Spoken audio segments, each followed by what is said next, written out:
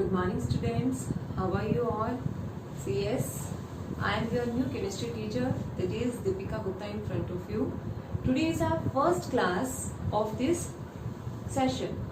So yes, as I also know that you all want offline classes in the school only, but you all know that the COVID cases are increasing day by day, so we have to go through our classes like this only through online session. So I am going to make videos for you guys, and I will try to make these videos as much as interesting as I can. Many of the videos also I will incorporate in this so that your concept will be more and more clear. So yes, this is your first class, and in this first class we are going to discuss first of all the introduction of the chemistry session of this class, 10th class. Yes, what is the instruction? In your chemistry part of this class, 10th class की science में chemistry के 5 chapters are there. So chapter 1, chapter 2, chapter 3, chapter 4 and chapter 5 they are present back to back in the book. तो yes, पहले मैं आपको ये बताती हूँ कि इनका कितना वेटेज रहता है आपके बोर्ड एग्जाम में. अगर हम लास्ट ईयर को छोड़ दें तो, क्योंकि लास्ट ईयर तो एग्जाम ही नहीं हुए, उसमें थोड़ा सा क्वेश्चन भी चेंज होना था, उसमें थोड़ा फॉर्मेट भी चेंज होना था, क्योंकि काफी ज्यादा सिलेबस रिड्यूस हो गया था. तो पिछली बार हमारा पेपर ही खत्म हो गया है, तो उससे पहले के जो हमारे पास चल रहे हैं एक पूरा वेटेज स्कीम, एक पूरा स्कीम जो पेपर में क्वेश्चंस के आने का है, मैं उसके अकॉर्डिंग आप लोगों के साथ डिस्कस कर रही हूँ. तो chapter 1 generally come in 2, 3 to 5 marks question. Chapter 2 come as 5 to 6 marks question. Chapter 3 also come 5 to 6 marks. Chapter 4 7 to 8 marks and Chapter 5 3 to 5 marks. तो ये इनका वेटेज रहता है जनरली, कभी 3 कभी मार्क्स, कभी 5 मार्क्स, कभी 5 मार्क्स, कभी 6 मार्क्स, ऐसे करके चेंज होता रहता है according to the different question papers. तो ये आपका अलग अलग वेटेज रहता है अलग अलग चैप्टर का. So in this class, in your first class, I am not going to discuss or I am not going to start with chapter first as per your book. We are going to start from chapter 5. क्योंकि after completion of the chapter 5, you will come to know about the different elements. Last year आपने 1 to 20 elements किए हैं, but how they are arranged in the modern form of the periodic table. What are their chemical properties, what are their physical properties, what are their arrangement and how they behave with the different elements. All these things we come to know by doing this chapter only. इस chapter को करने के बाद जब हम बाकी chapters को इसके साथ relate करेंगे तो it will be very easy for us also to discuss all these chapters or to understand all those chapters. तो इसीलिए हम सबसे पहले chapter 5 start करेंगे instead of starting chapter 1st. Okay? तो yes, chapter 5. As the name suggests, periodic classification of element. तो yes, periodic means क्या होता है? And one more thing beta which I must tell you, whatever I am writing here, these are notes and which you have to write in your notebooks too. आप लोगों को chemistry का एक separate notebook लगाना है bio और physics के अलावा. एक आपको सेपरेट नोटबुक लगाना है और whatever I will write throughout the year, you have to write all these things in your peer notebook only. ठीक है, तो वो आपका एक कंप्लीट नोट्स बन जाएगा एट द लास्ट. जब आप लास्ट में जाके देखोगे तो आपके पास सब कुछ बिल्कुल रेडी होगा. आपको हेयर एंड देयर मूव करने की जरूरत नहीं होगी, मेरे वीडियोस को बार बार देखने की जरूरत नहीं पड़ेगी, क्योंकि everything will be ready at the end. ठीक है. पीरियोडिक का मतलब क्या होता है? फर्स्ट ऑफ ऑल हम ये चैप्टर स्टार्ट करेंगे तो we must know about the meaning of this chapter. Periodic means repetition of the properties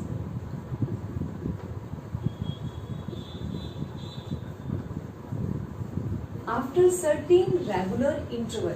regular interval होना जरूरी है. उसके बाद जब एक इंटरवल के बाद प्रॉपर्टीज दोबारा रिपीट करती हैं उसको हम पीरियोडिक बोलते हैं. जैसे पेंडुलम है हमारा, pendulum is having a periodic motion, क्योंकि एक मेन पोजीशन है उसके अराउंड वो बिल्कुल उसी मोशन में उसी रेगुलर इंटरवल के दौरान वो मूव करता चाहता है कंटिन्यूसली, तो वो पीरियोडिक मोशन होगा. हम लोग स्विंग्स देखते हैं, सीसो देखते हैं पार्क में. सीसो के अंदर क्या है, एक सेंटर पॉइंट है, उसके अराउंड वो सीसो मूव करता है एक रेगुलर इंटरवल के दौरान. सो this is also an example of periodic. And next word is classification. Classification means we have to classify something according to some parameters. हमें किसी भी चीज को क्लासिफाई करना है कुछ एक पैरामीटर्स को ध्यान में रखते हुए।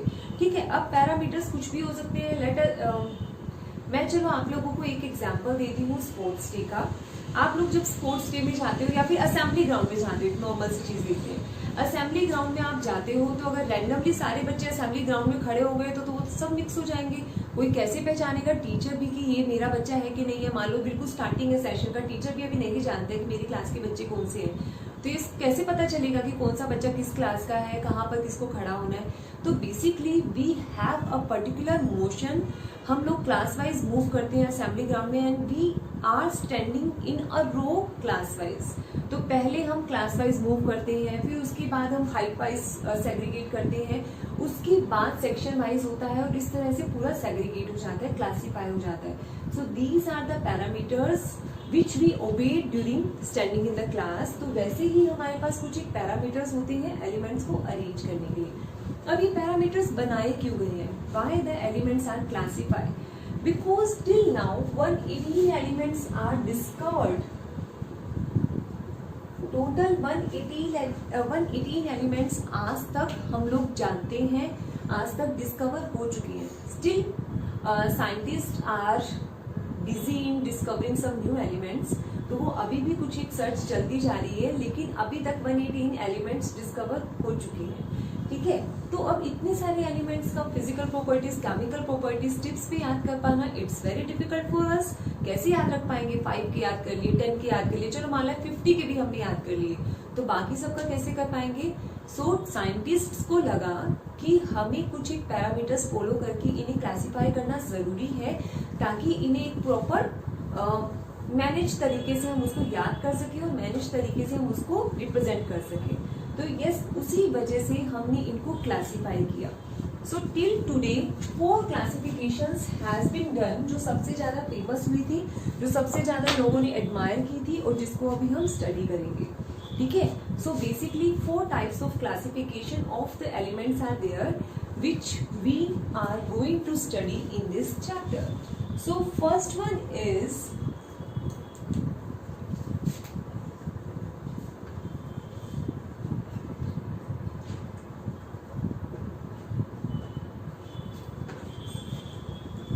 Daubernia's triad.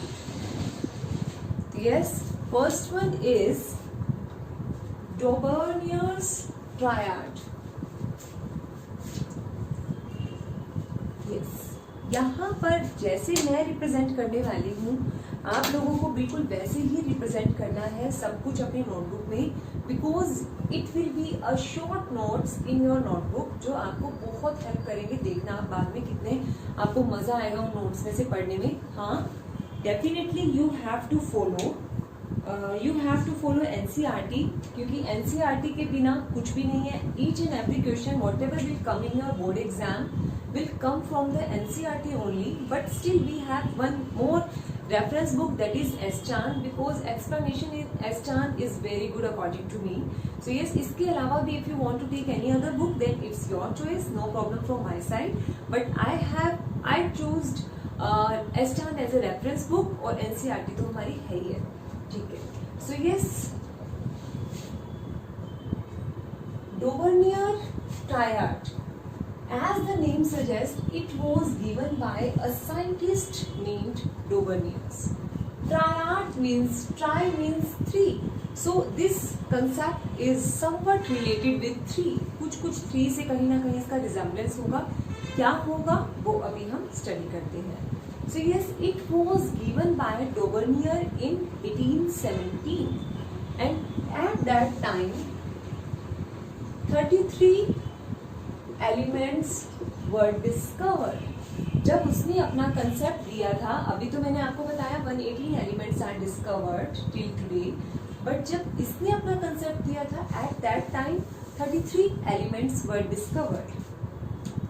So first of all इसमें हम स्टडी करेंगे बेसिस, कि किस बेसिस पे उसने एलिमेंट्स को अरेंज किया। सो यस, इसका बेसिस क्या था? He arranged his table in increasing order of the atomic masses of the elements. Elements को increasing order of, मैं यहाँ यही लिख देती हूँ, increasing order of atomic mass means सबसे पहले सबसे छोटा एटॉमिक मास वाला एलिमेंट, फिर उससे बड़ा, उससे बड़ा, उससे बड़ा. So like this he arranged his elements in increasing order of their atomic masses. Next हमारे पास आता है उसका कंसेप्ट, कि उसने क्या कंसेप्ट क्या दिया था.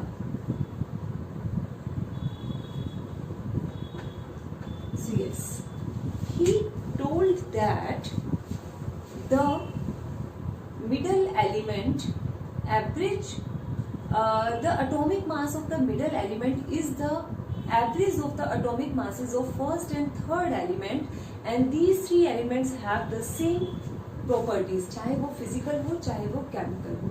इसने क्या बोला कि अगर हमारे पास एक एलिमेंट है, मिडल एलिमेंट है, तो उसका एटॉमिक मास जो आएगा it will be average of first and third elements atomic masses.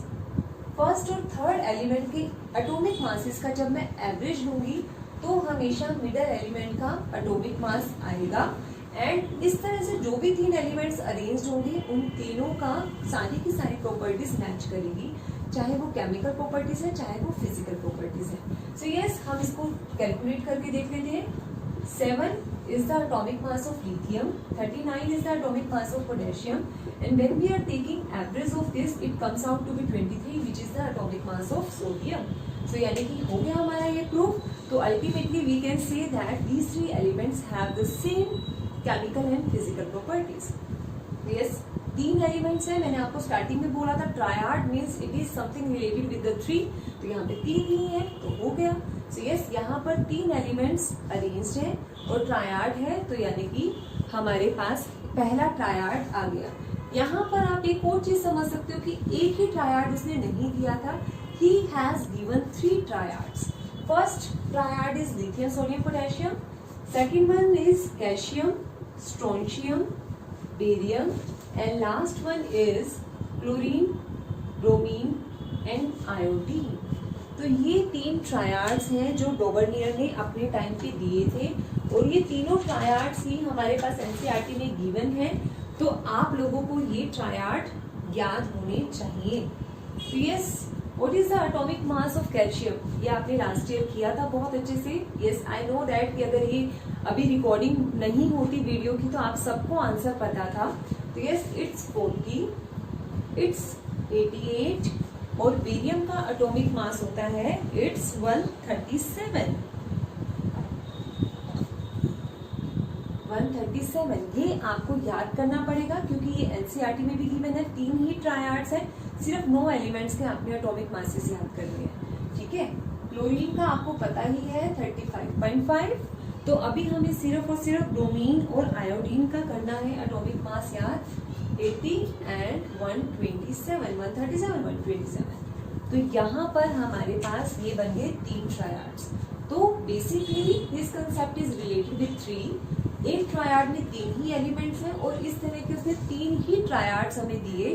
तो ये था उसका concept. Now we are going to discuss about the drawbacks of its concept. Drawbacks क्या थे जिसकी वजह से हमें नेक्स्ट टेबल की तरफ मूव करना पड़ा, यही टेबल सक्सेसफुल नहीं हो पाया. इसका आंसर तो अभी यहाँ पर लिखा ही हुआ है. As you all know that 33 elements were discovered at that time, but he has given explanation only for 9 elements, not only all 33 elements. 33 में से 9 गए तो 24 बचते हैं. तो 24 एलिमेंट्स के बारे में तो he didn't tell anything. तो वो एलिमेंट्स को हम कैसे याद करें, उनको अलग से याद करें, इनको अलग से याद करें. So yes, that's why his table was applicable only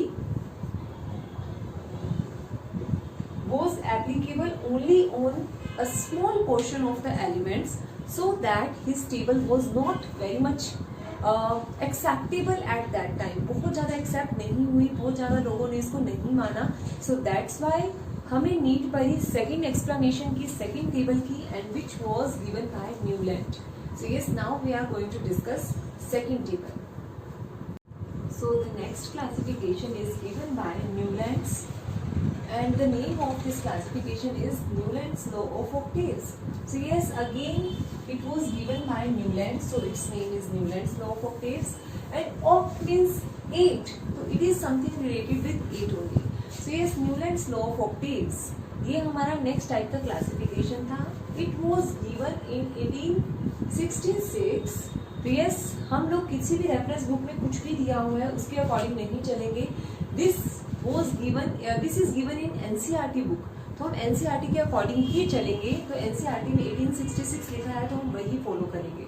Yes, it was given in 1866 and at that time 56 elements were known. उस टाइम पे अभी डोबर्नियर और इस टेबल के बीच में कुछ एक एलिमेंट्स डिस्कवर हो गए और इसकी टेबल तक 56 elements were discovered. And what is the basis of his table? Basis क्या है? Again he took the same basis as per the Dauvergne's triad. इसका बेसिस ही यही था, increasing order of atomic mass.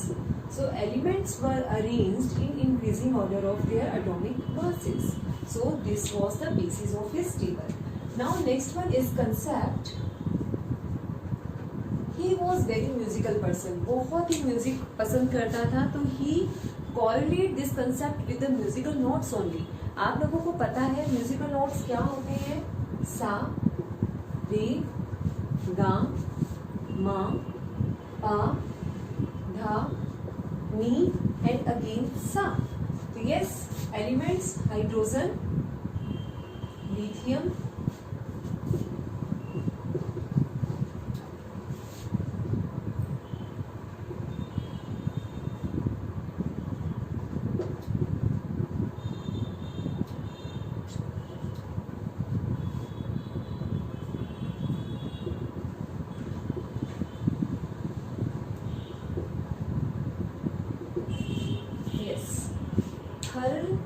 Study of this table is not necessary. आपको ये याद भी नहीं करना. You don't have to cram this table.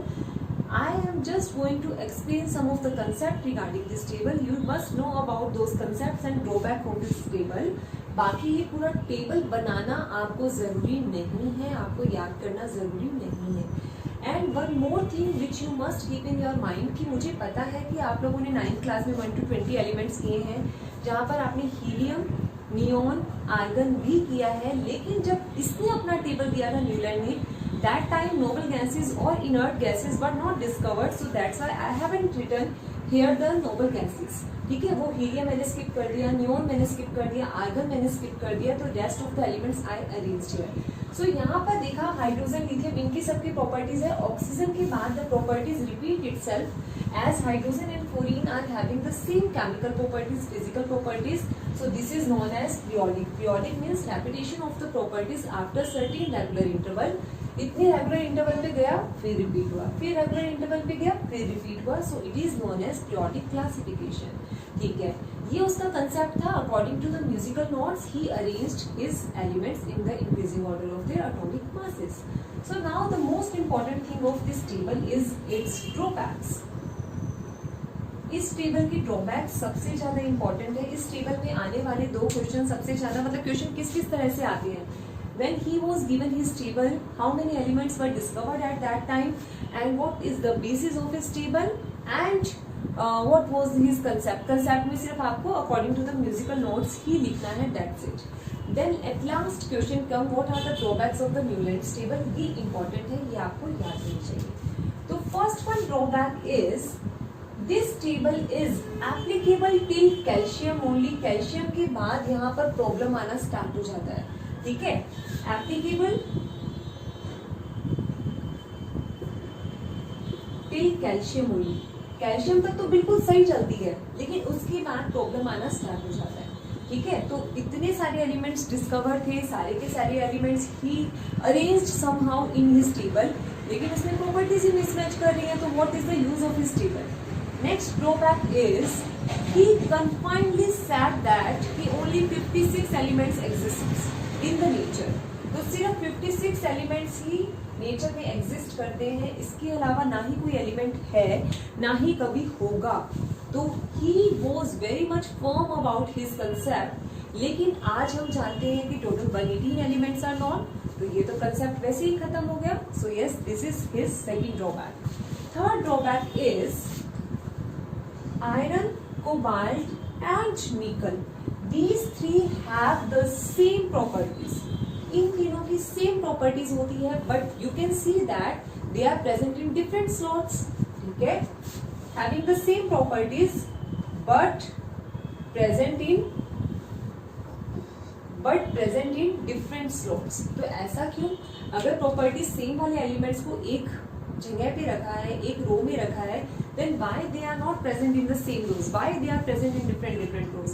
So he was not having any explanation of this particular reason, this particular concept. उसके पास कोई reason ही नहीं था. इसने कहा कि मैंने भाई जहाँ अरेंज कर दिया हो गया, अब इसके अलावा और कोई चेंजेस नहीं हो सकते हैं. तो दिस वॉज नॉट एप्लीकेबल. जब सेम एलिमेंट सेम प्रॉपर्टीज को साथ में रखा है तो why they are not present in the same slot.